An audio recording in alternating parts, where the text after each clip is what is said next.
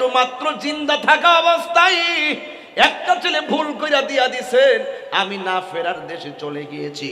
যদি আসলে সত্য বাস্তব ঘটনা হতো, এই মুহূর্তে রানগুনিয়ে আমাকে আর দেখতেন না। যদি ঘটনাটা বাস্তব হতো, আমি কবর সুখে কিনা দুঃখে আছি কেউ জানতেন না। কথা কোন ঠিক কিনা? হারিয়ে যাব একদিন আমি, রবনায় ভুবন চিরদিন। বলো হারিয়ে যাব একদিন আমি, রবনায় ভুবন চিরদিন। ক্ষমা করে দিও তোমরা আমায়, বলো তোমরা আমায়, ভুল করে থাকি যদি কোনো দিন। হারিয়ে যাব একদিন আমি, রবনায় ভুবন চিরদিন। বাঁশি বাগানে বা গোরস্থানে হয়তো দিবে মোরে খবর, তোমরা আমায় যাবে ভুলে, রাখিবে না জানি কোনো খবর। বাঁশি বাগানে বা গোরস্থানে হয়তো দিবে মোরে খবর, তোমরা আমায় যাবে ভুলে, রাখিবে না জানি কোনো খবর। পড়বে কি মনে আমার কথা, ফেলবে কি অশ্রু কোনো দিন।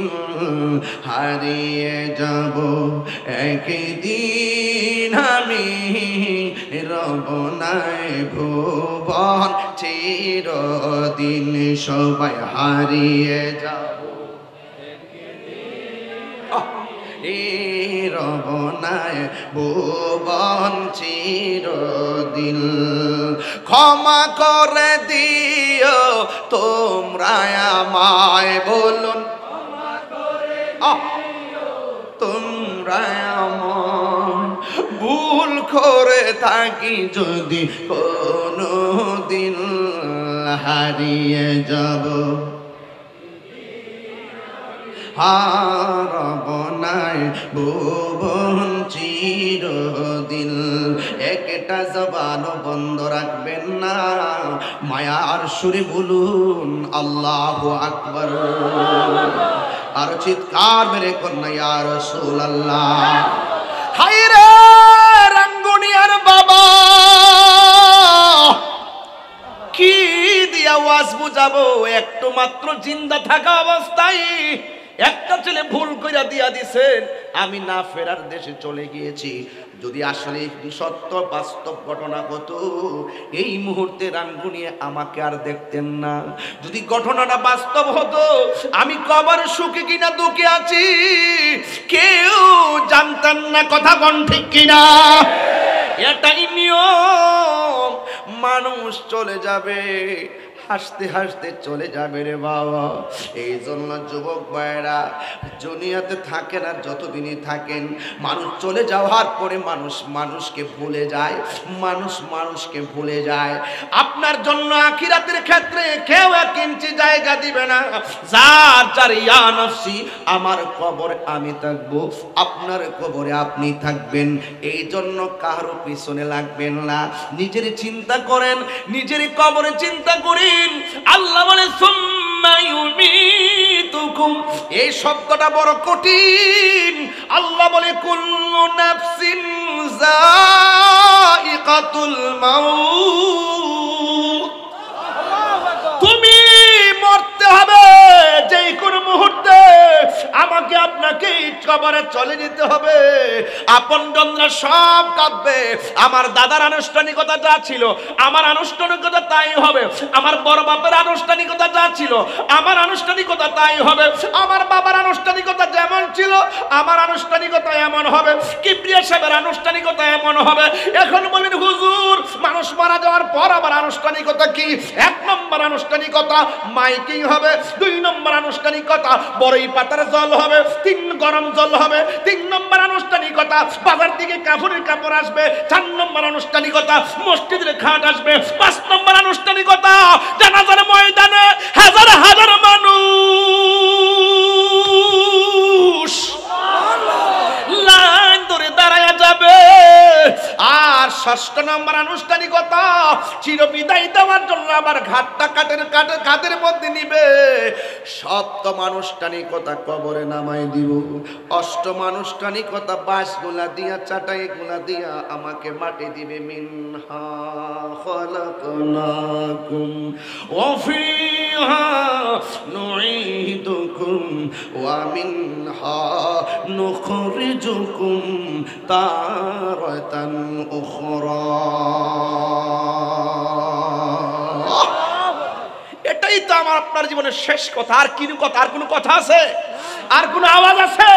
আল্লাহ বলেন সুম্মা ইউমিতুকুম। এই জন্য বলছি এই শব্দটা আমাদের জন্য বড় ভয়ের একটা শব্দ। আমাদেরকে চলে যেতে হবে।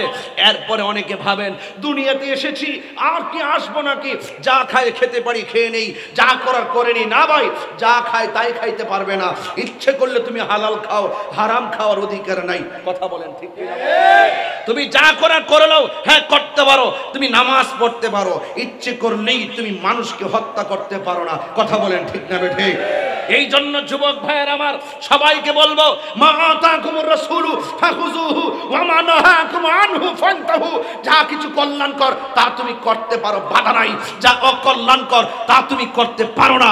যা করণীয় তা যদি করো, আল্লাহর কসম করে বলি, আমার রাসূলকে সাক্ষী রেখে বলি, আপনি যদি আল্লাহর কথা মতো নবীর তরিকা মতো চলতে পারেন, লিখে রাখেন এই রাঙ্গুনিয়ার লালানগর মানুষ, আপনারা লিখে রাখেন হুসনাবাদের মানুষ, লালানগরের মানুষ, রাঙ্গুনিয়ার মানুষ, চট্টগ্রামের মানুষ, আপনি লিখে রাখেন, আপনি যদি নবীর তরিকা মতো চলতে পারেন, নবীর কথা মতো চলতে পারেন, এই লালানগরে আপনার ঘরে আজরাইল আসবে। আসার সময় দরজায় দাঁড়াবে, দাঁড়ায় বলবে আসসালামু আলাইকুম ইয়া আহলাল বাইত। হে ঘরওয়ালা, আপনার উপরে সালাম, আমি কি আসতে পারি?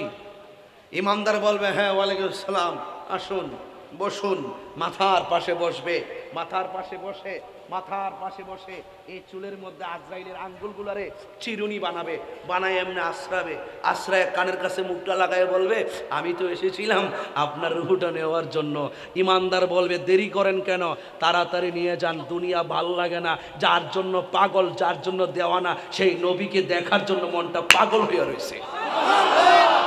এই তো ওয়াজ বুঝতেছেন আপনারা? প্রেমিক মরণরে ডরায় না। এই জন্য আমরা যখন কথা বলি বুক ফুলিয়ে কথা বলি। ইমাম হুসাইন মৃত্যুর ডরে ময়দান থেকে পলায়ন করে নাই, রক্ত দিয়েছেন। ঠিক কিনা বলেন? আর ইমানদাররা মরণরে ডরায় না। আজরাইল আর বেঈমানের কাছে আজরাইল অনেক কিছু হতে পারে, ইমানদারের কাছে তো আজরাইল হবে বন্ধু। ঠিক কিনা বলেন? আমার রুহটা তাড়াতাড়ি নিয়ে যান, আমার রবের সাথে, আমার নবীর সাথে দিদারের জন্য মনটা পাগল হয়ে আছে। যখন এই কথা বলবে, বাস এই রুহটা সার্জারির জন্য, ইয়াসআলুনাকা আনির রূহ কুলির রূহ মিন আমরি রাব্বি, এটাই তো কথা। আর কিছু আছে রুহের ঠিকানা আর কি দিতে পারবো? এটাই বলতে পারবো আল্লাহর আদেশ মাত্র, ঢুকেছে বের হয়ে যাচ্ছে, এর বেশি করার কোনো সুযোগ নাই, এর বেশি ব্যাখ্যা করার সুযোগ নাই, মাপকাঠি দেওয়ার সুযোগ নাই, চলে যাবে। আল্লাহ বলে এ ফেরেশতা, বেহেশতের দিকে সাদা একটা কাপড় লো, কাপড় নিয়ে ইমানদারের কাছে যা।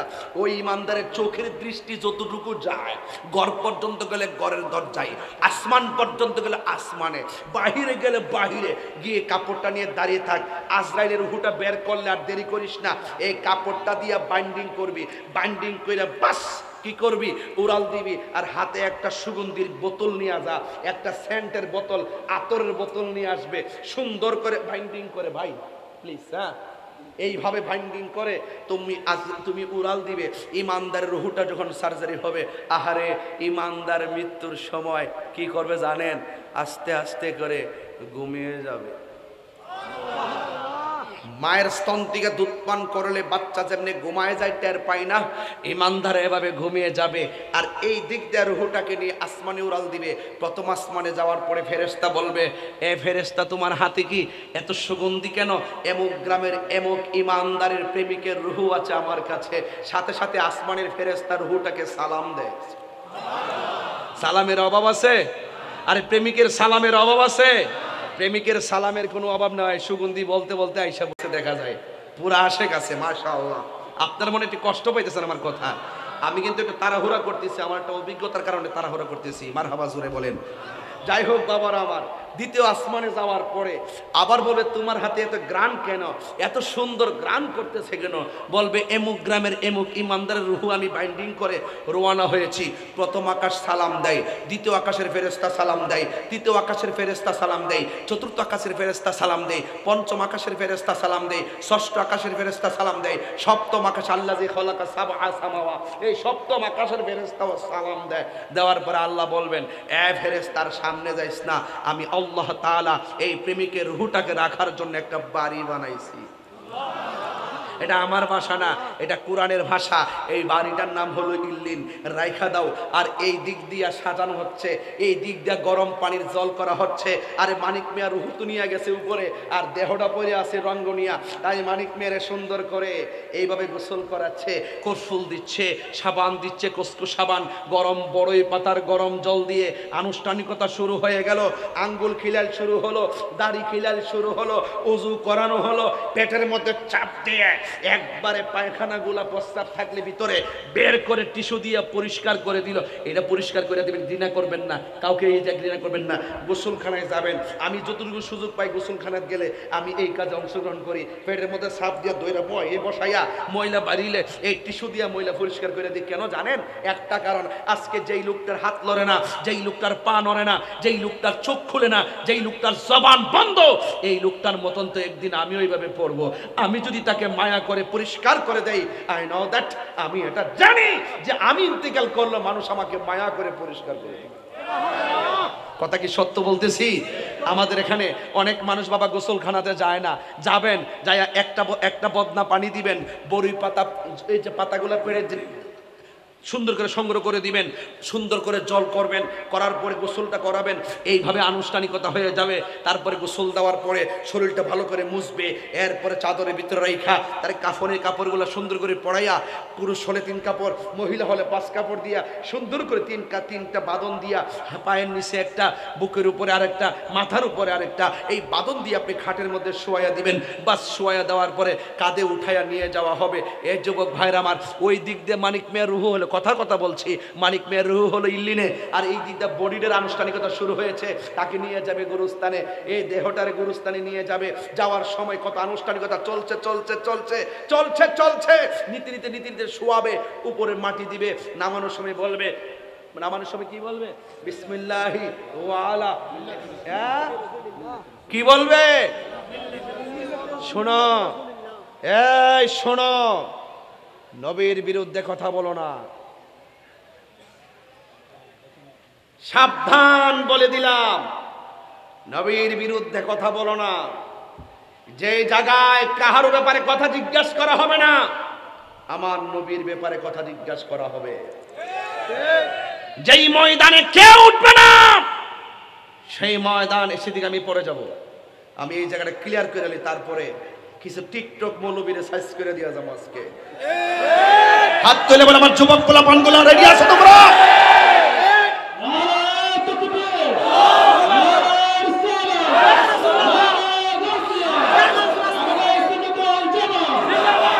আল্লাহু আকবার, জোরে বলেন।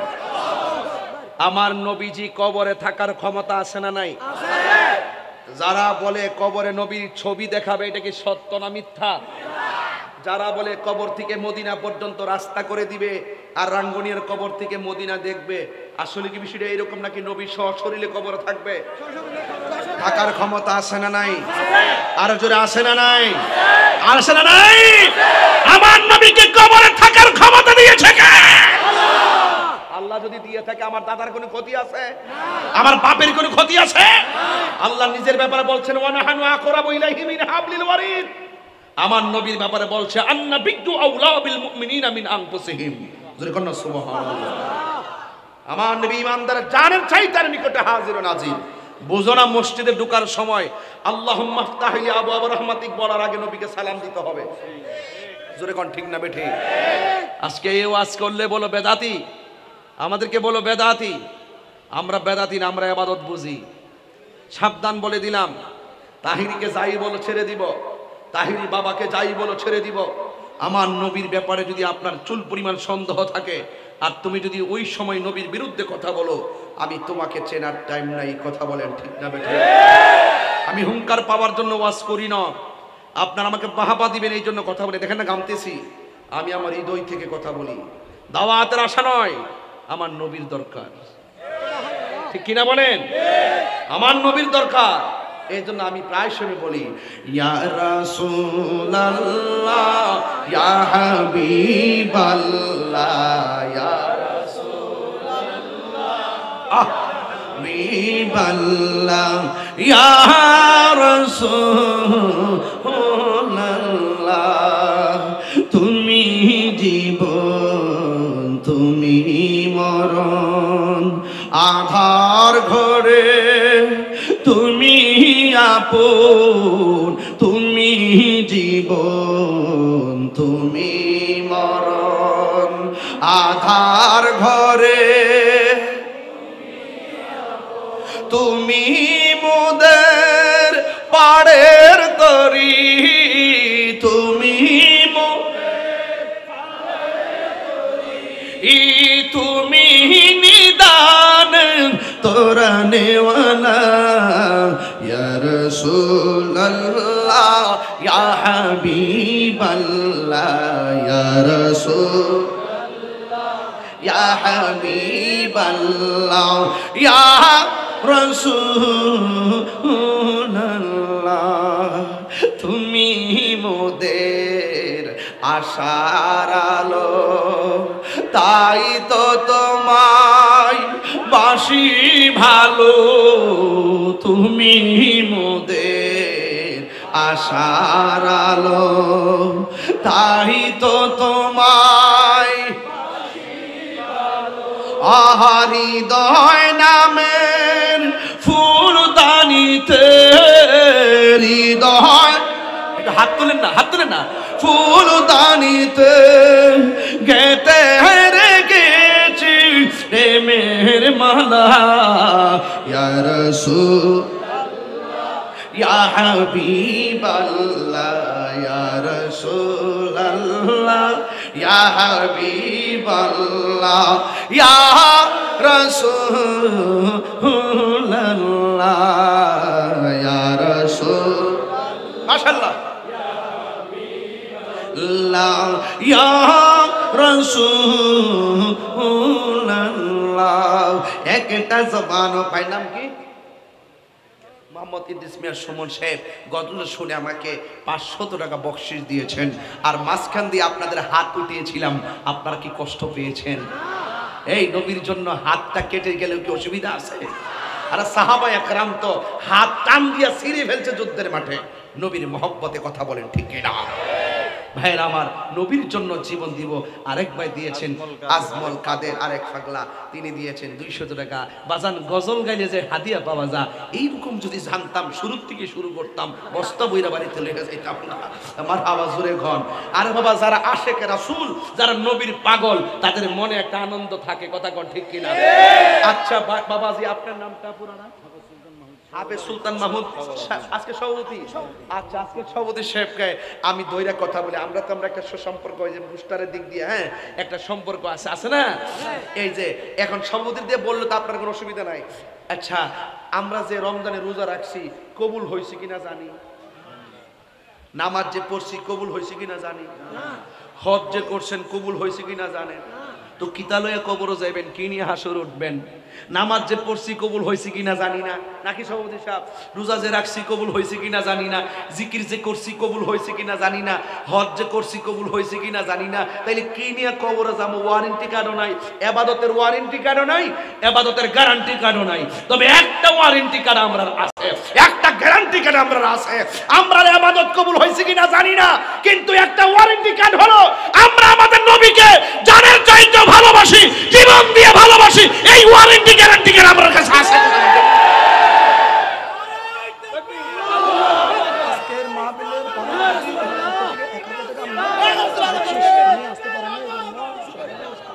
প্রধান অতিথির পক্ষ থেকে মাশাআল্লাহ 1000 টাকা বকশিশ নিয়ে আসতে পারেন, টিকিট পাই। প্রধান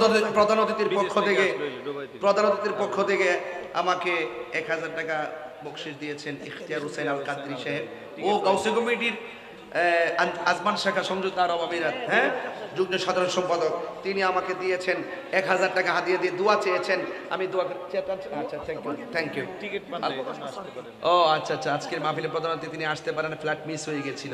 যাক, তিনি না আসলো, ফ্লাইট মিস হয়েছে, কিন্তু আমরা ওনাকে হৃদয় থেকে মিস করি। কথা কোন ঠিক না বেঠিক? যাক, ফ্লাইট মিস হয়ে যেতে পারে, কিন্তু আপনার মধ্যে আমাদের মিস হওয়া থাকবে। ইনশাআল্লাহ আল্লাহ যেন ওনাকে আবার আমাদের মাঝে আগামী মাহফিলের জন্য আনে। কথা কোন ঠিক না বেঠিক? আমি ওনাকে আমার পক্ষ থেকে দোয়া দিয়ে দিলাম। আপনারা সত্যি মানে বলুন, আমরা নবীকে জানার চাইতে কম ভালোবাসি না বেশি ভালোবাসি? কারা কারা বেশি ভালোবাসেন একটু হাত তুলেন, স্লোগান দেন, স্লোগান দেন।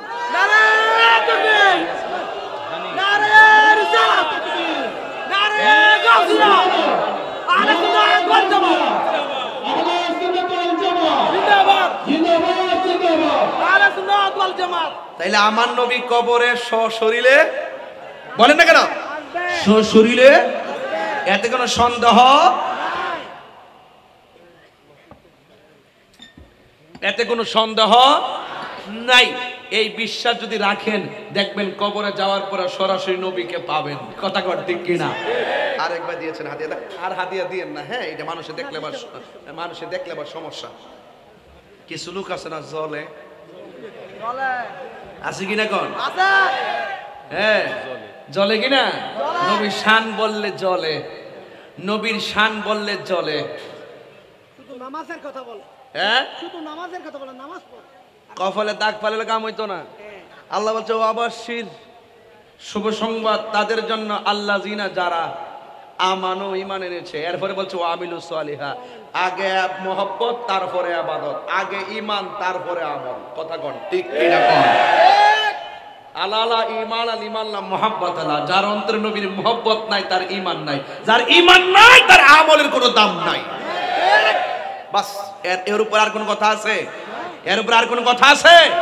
নাই। এই জন্য আমরা এখানে একটা আকীদার বিষয় জড়িত, তো এই জন্য এখানে ঢুকলাম। এই জায়গাতে অনেক প্রবলেম। তো কবরে লাশটা দেওয়ার পরে আল্লাহ বলবে, হ্যাঁ ফেরেশতা, আপনারা তো জানেন যে কবরে দুইজন ফেরেশতা, আমি তো বলি তিনজন। একজন আইসা রুহুটা ভিতরে দিয়ে যাবে, দুইজন পরে আসবে প্রশ্ন করার জন্য। রুহু দেওয়ার সময় আল্লাহ বলবে রুহুটা দিয়ে যাও, রুহুটা ভিতরে দিবে, আর প্রশ্ন শুরু হয়ে যাবে, মার রব্বুকা ওয়া মা দীনুকা ওয়া মা কুনতা তাকুলু ফি হাক্কি হাযার রাজুল, এই নবী সম্পর্কে তোমরা কি বলতে, ওয়া মা কুনতা তাকুলু, তুমি কি বলতে। এর মানে কি জানেননি? নূর বলতেনি, হাজার নাজার বলতেনি, গায়েব জানে বলতেনি, নবী শাফাত করবো এগুলা জানতে মানতিনি। এই রে ওয়া মা কুনতা তাকুল মানে এইটা কি কইতি? নবীর বড় ভাইয়ের মতন যারা কয়ে গেছো, আর নবীরে যারা বলো যে মরা নবী বলো, নবীর জিন্দা নবীরে তালাক দিছ, নুরু নবীরে তালাক দিছ, নবী হাসর মাঠে সুপারিশ করবো দূরের কথা, নিজে জানলে ঠেলা ঠেলে কয়ে গেছো, কবরে যাওয়ার পর বলবার আমি তো কিছু জানি না, আমি তো তার চিনি না। মানে কি যে একটা অবস্থা, হ্যাঁ, লা আদ্রি, আমি জানি না, আমি কিচ্ছু জানি না। তখন একটা রাস্তা দেখাই দিব, ওই দিকে তাকা, ও কি সুন্দর জান্নাতের বাগান। যখন প্রশ্ন উত্তর দিতে পারবে না, তখন দেখাইব, এই দিকে তাকা, তাকা দিবে, ও কি সুন্দর জান্নাতের বাগান। সে বলবে, আহ কি সুন্দর জান্নাতের বাগান।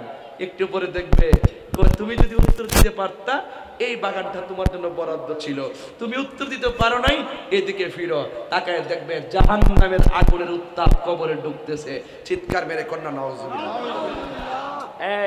আর উত্তর দিতে পারলে তারা দেখাইবে, ওই দেখো কি, ও জাহান্নামের আগুন, এত আগুন, তুমি উত্তর দিতে না পারলে এই আগুনটা বরাদ্দ ছিল, উত্তর দিয়েছো, তাকায়া দেখো ও কি স্নিগ্ধ বাতাস, জান্নাতের বাতাস।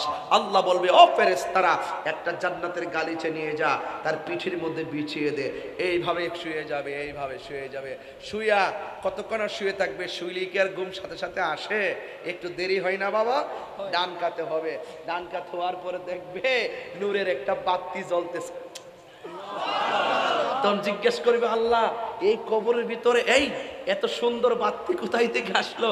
তখন আলোর জবান খুলে যাবে, আলো ডাক দিয়া বলবে আমার চিনো না, আমি হইলাম তোমার দুনিয়ার নেক আমল। ইমানের গুণে জান্নাতের গালিচা, আমল হয়ে যায় প্রোটেকশন।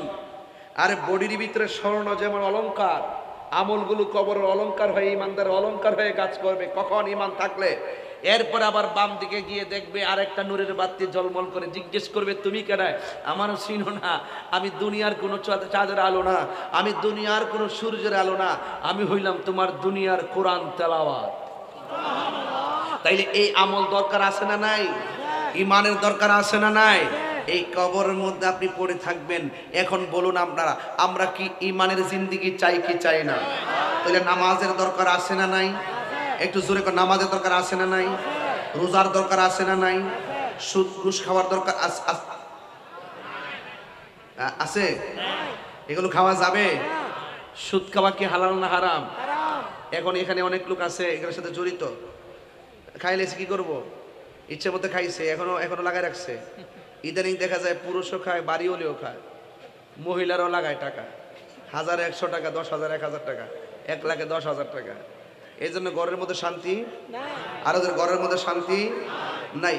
এই জন্য আজকে থেকে ওয়াদা করে ফেলান, হুজুর আজকে থেকে ওয়াদা করলাম আমরা হারাম খাবো, আর ওদের হারাম খাবো। এই জবানে আল্লাহর জিকির চলবে, এই জবানে নবীর শান চলবে, এই জবান দিয়ে আমরা হারাম ঢোকাবো না। এই কবরে পড়ে থাকবেন, কয়দিন পড়ে থাকবেন?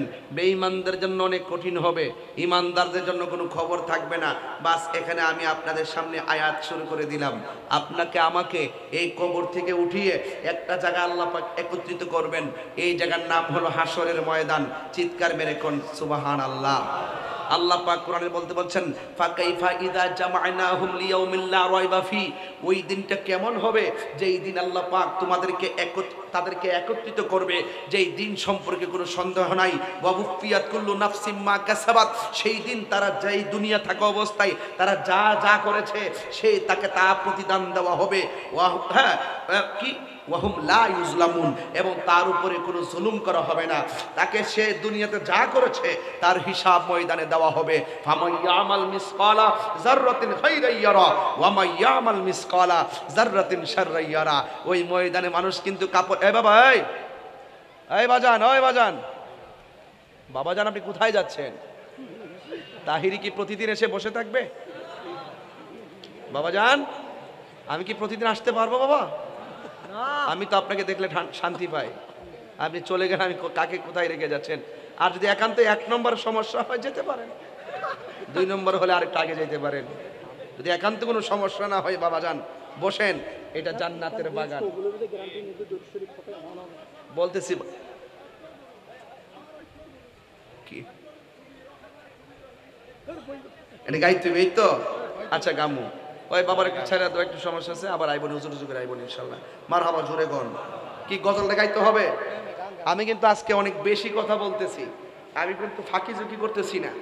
আমার একটা সিস্টেম আছে, আমি কবর দিয়ে শুরু করছি, হাসর দিয়ে শেষ করবো। মাঝখান দিয়ে আমার নবীর কিছু, নবীর প্রতি আকীদা কি রাখতে হবে সেটা ক্লিয়ার করে দিয়ে যাব। কথা বলেন, সবাই কি রাজি আছেন? আমার কি আর 15 মিনিট সময় দিবেন ইনশাআল্লাহ? দিবেন তো ইনশাআল্লাহ? অসুবিধা নাই তো ইনশাআল্লাহ? লাস্টে 2টা গজল গেয়ে যাব, আলহামদুলিল্লাহ বলেন। আপনার চিটাগাং আসলে তো নর্মাল সুরে গজল গাইলে আপনারা পছন্দ করেন না, খুব টান দিয়ে কইতে হয়, এটা বাজান আমি পারি না, এটা আমার ব্যর্থতা। কষ্ট হচ্ছে? তাহলে বলেন তো, মানুষ উলঙ্গ অবস্থায় যাবে। আয়েশা সিদ্দিকা বলেন ইয়া রাসূলুল্লাহ, ওই ময়দানে উলঙ্গ অবস্থায় গেলে একজন আরেকজনকে দেখলে এটা কেমন ধরনের লজ্জাকর ময়দান। সকলকে কবুল করে আমিন করুন, আর জবান খুলে কোন আমিন। ওই পাগলা একটা গজল গাওয়ার জন্য বলছে, না গাইলে এই পাগলার মনে শান্তি পাইতো না। আপনারা বলবেন নি সাথে সাথে? তুমি রহমান তুমি মেহেরবান তুমি রহমান তুমি মেহেরবান অন্ধ গাহে না শুধু তোমারি গুণগান অন্ধ গাহে না শুধু তোমারি গুণগান বুঝেও বুঝে না তব শান তুমি রহমান তুমি জনম জনম যদি গাহি তোমার মহিমা গাওয়া শেষে হবে নাহি আল্লাহু আকবার বলেন জনম জনম যদি গাহি তোমার মহিমা গাওয়া শেষে হবে নাহি দয়া করো মায়া করো